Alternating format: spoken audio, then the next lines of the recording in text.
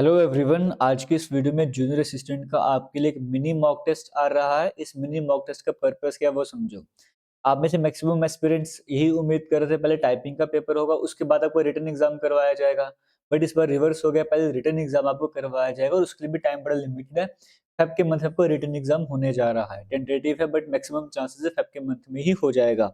अब देखिए इस टाइम पीरियड पर आज की जब मैं बात करूँ, लगभग 2 महीने का टाइम आपके पास है। आज के टाइम पर आपकी प्रिपरेशन का लेवल कहाँ पर है, आप कहाँ पर स्टैंड करते हो, आज आप इस वीडियो के थ्रू वो चेक कर लो। चाहे आपने तैयारी करी है, ज़्यादा करी है, कम करी है, आपको समझ आएगा आप कहाँ पर स्टैंड करते हो।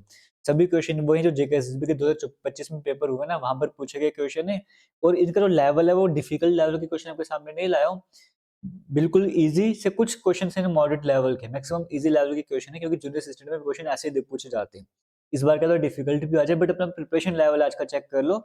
आज की इस वीडियो में मैक्सिमम अगर आपके क्वेश्चन गलत होंगे ना, तो मैक्सिमम टू मैक्सिमम 1 या 2 क्वेश्चन गलत होने चाहिए। इससे ज़्यादा क्वेश्चन अगर आपके गलत हो तो प्रिपरेशन बिल्कुल भी नहीं है।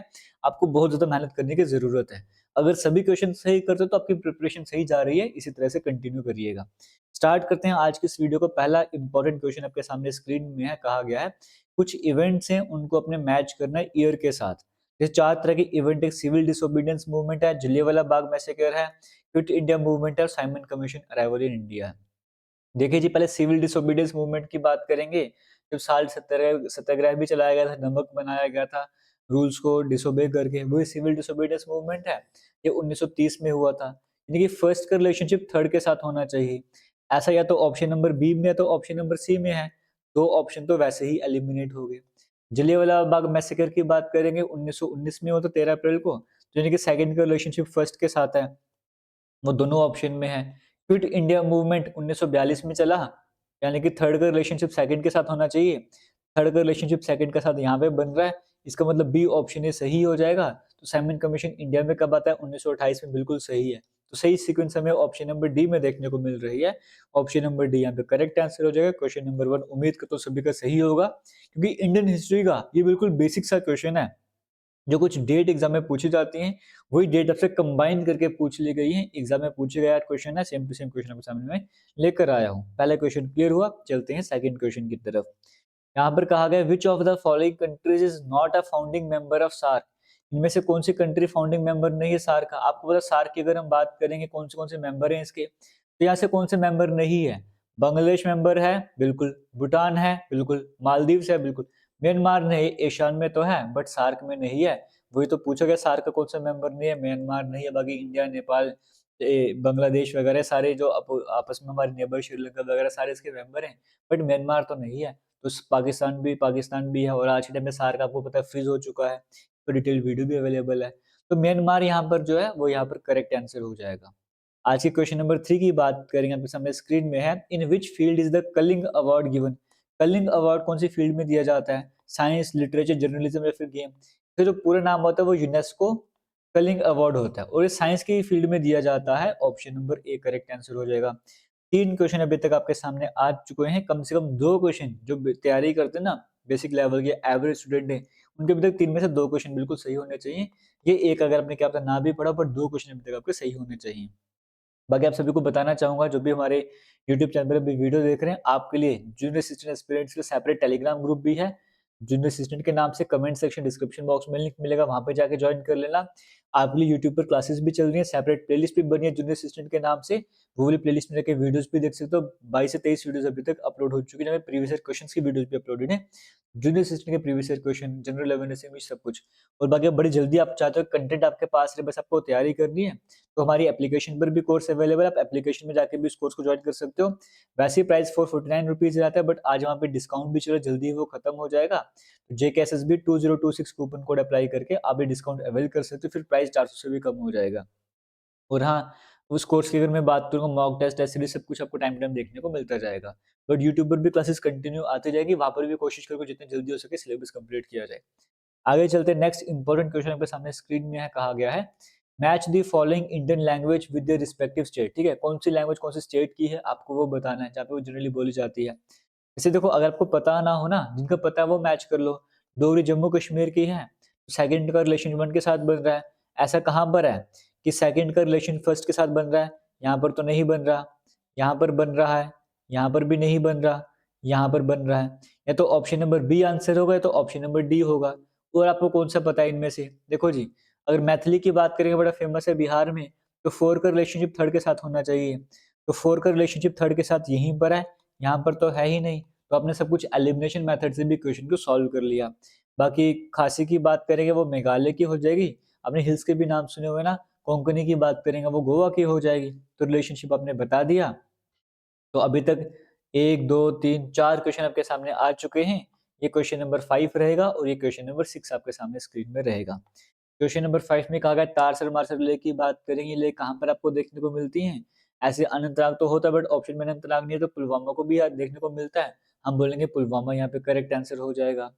नेक्स्ट क्वेश्चन में कहेगा Salal hydro electric power project की बात करेंगे जो कि चिनाब नदी पे बना हुआ है। ये कौन से डिस्ट्रिक्ट में जम्मू कश्मीर की? तो सलाल प्रोजेक्ट आपको रियासी में देखने को मिलता है। तो उम्मीद करता हूँ 6 क्वेश्चन तकरीबन अभी तक आपके जो है वो ठीक हो चुके होंगे, एक आध क्वेश्चन छोड़ के। तो आगे चलेंगे, क्वेश्चन नंबर 7 और 8 की बात करेंगे। क्वेश्चन नंबर 7 में कहा गया है आपको बताना है स्केलेटन इन द कबर्ड।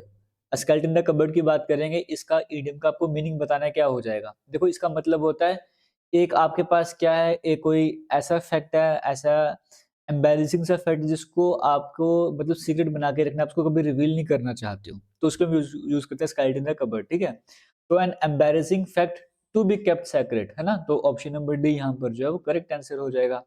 फिर नेक्स्ट में फ्रेज है किक द बकेट, इसका मतलब क्या हो जाएगा? तो 4 तरह के ऑप्शन है। किक द बकेट का मतलब जनरली होता है कि जैसे कोई किसी की डेथ हो गई, मर जाना, तो टू पास अवे, वो ऑप्शन नंबर सी में देखने को मिल रहा है ना। जैसे the old man kick the bucket yesterday, है ना, वो ओल्ड एज पर्सन था, उसकी कल डेथ हो गई, तो किक द बकेट हमने उसके लिए यूज कर लिया। To pass away option number C में देखने को मिल रहा है, वो यहाँ पर करेक्ट आंसर हो जाएगा। तो अभी तक आपको अपना लेवल समझ आ रहा होगा, आप कहाँ पर स्टैंड करते हो। क्वेश्चन नंबर 9 और 10 की बात करेंगे। क्वेश्चन नंबर 9 में कहा गया है एंटोनिम आपको बताना है। एक वर्ड हमारे सामने है एम्पल। एम्पल का एंटोनिम मतलब अपोजिट मीनिंग बताना है। तो एम्पल का मतलब होता है ना, मतलब अच्छे खासे क्वांटिटी में हमारे पास कुछ, हम बोलेंगे एम्पल अमाउंट में हमारे पास अवेलेबल अभी। तो इनफ होता है जो सफिशिएंट हो। स्केर्स मतलब जो थोड़ी कमी वगैरह हो। बट मेगर की बात करें, ये होता है जो बिल्कुल कम। तो एम्पल का अपोजिट तो बिल्कुल कम ही होना चाहिए ना, तो मेगर option number B correct answer हो जाएगा। वैसे नेक्स्ट में कहा गया है I go to Srinagar by dash Vande Bharat express. तो श्रीनगर जाता हूँ वंदे भारत एक्सप्रेस से। तो यहाँ पर देखो सम तो होगा नहीं, ए एन तो यूज कर नहीं सकते, क्योंकि यहाँ पे कंसेप्ट क्या है, वंदे भारत है। तो वंदे भारत तो है, बट ट्रेन से जा रहा हूँ, ये बताने की कोशिश करूँ, बट कोई कॉमन ट्रेन नहीं है, ये वंदे भारत है, स्पेसिफिक बना रहा हूँ ना। तो I go to Srinagar by the Vande Bharat express आ जाएगा। ऑप्शन नंबर डी यहाँ पे करेक्ट आंसर हो जाएगा। आगे चलते क्वेश्चन 11 की बात करेंगे। इस सीरीज को आपको कंप्लीट करना है। देखो जी, नंबर सीरीज है। 22 33 के बीच में कितना गैप आपको देखने को मिल रहा है? 11 का गैप है। 33 46 के बीच में 13 का गैप है। इन दोनों के बीच की बात करूंगा तो 15 का गैप आपको देखने को मिल रहा है। इन दोनों की बात बीच की बात करूंगा 61 और 78 के बीच में 17 का गैप है। आगे 19 का गैप होना चाहिए था। तो 78 में जब आप 19 ऐड करोगे तो 97 बन जाएगा। ऑप्शन नंबर बी में देखने को मिल रहा है। ऑप्शन नंबर बी यहाँ पे करेक्ट आंसर हो जाएगा। आगे चलते हैं, नेक्स्ट इंपॉर्टेंट क्वेश्चन की बात करेंगे। ब्लड रिलेशनशिप से क्वेश्चन बना हुआ है, रीजनिंग का ही ये क्वेश्चन भी आपके सामने। ये क्वेश्चन नंबर 12 आपके सामने आ चुका है। कहा गया P is the father of Q, Q is the sister of R, R is the father of S, how is P related to S. देखिए जी, पी कौन है जी? पी जो है वो फादर है किसके? क्यू के। पी फादर है किसके? फादर है क्यू के। फादर है, क्यू का जेंडर नहीं पता। Q is the sister of R, Q कौन है जी? आर की सिस्टर है, तो क्यू का जेंडर पता लग गया, सिस्टर मतलब लड़की है। R is the father of S, और आर कौन है जी? आर फादर है, जेंडर पता लग गया, बट किसके फादर हैं? एस के फादर हैं। How is P related to S, P का क्या रिश्ता है एस के साथ? देखो जी, पी की बात करेंगे, अगर इस जनरेशन की बात करेंगे, इस जनरेशन के ऊपर ये पापा, और पापा के पापा मतलब दादा हो जाएंगे, ग्रैंड फादर। तो पी ग्रैंड फादर होंगे किसके? एस के। तो इसका मतलब ऑप्शन नंबर ए यहाँ पर करेक्ट आंसर हो जाएगा। तो 12 क्वेश्चन अभी तक आपके सामने आ चुके हैं। चलेंगे क्वेश्चन नंबर 13 की तरफ।